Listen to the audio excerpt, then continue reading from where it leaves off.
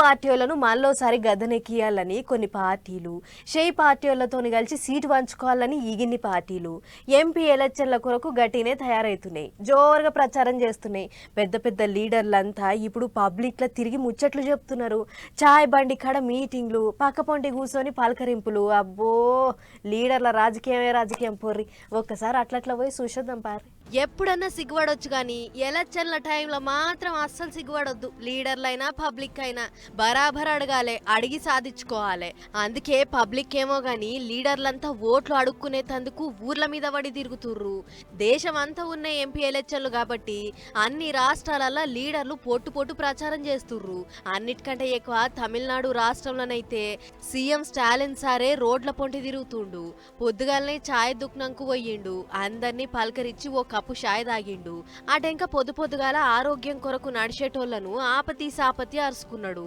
సార్ను చూసిన సంబురంలా పబ్లిక్ అంతా నడుచుడు బంద్ పెట్టి ఫోటోలకు ఎగబడ్డరు. లీడర్లంతా డప్పుల మూతతోని పొట్టు బరాత్లు తీస్తుర్రు, పటాకుల మూత మోగిస్తుర్రు. కేరళ రాష్ట్రంలో కూడా ఈసారి పువ్వు పార్టీలు జోరు పెంచినట్టే ఉన్నది. బీజేపీ లీడరు సినిమాల యాక్టర్ సురేష్ గోపి చేపల మార్కెట్ కు పోయి పెద్ద చేపలు చేతుల పట్టుకొని ప్రచారం చేసిండు.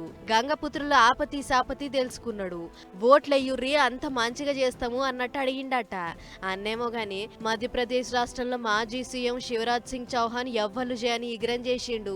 అందరు లీడర్లు బస్సు యాత్రలు, కార్ యాత్రలు, పాదయాత్రలు చేస్తుంటే సార్ మాత్రం రైలు యాత్ర చేస్తున్నాడు. అసలే ఎండాకాలం అటు ఇటు కాలు నొయ్యంగా తిరిగే బదులు ఒక్క రైలు ఎక్కితే చాలు, ఆడికెళ్ళి ఈందాక 10 డబ్బాలు తిరిగితే అల్కగా ఓ 1000 మంది కలుస్తారు. ప్రచారం గట్టినే చేసుకోవచ్చని అనుకున్నట్టున్నాడు సారు. అందుకే వాచిపోయే రైళ్లలో ప్రచారం చేస్తుండట.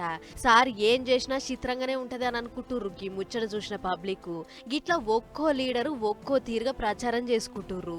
తాము గెలిచి పార్టీలను గెలిపించేందుకు గట్టినే తిప్పలు పడుతుర్రు.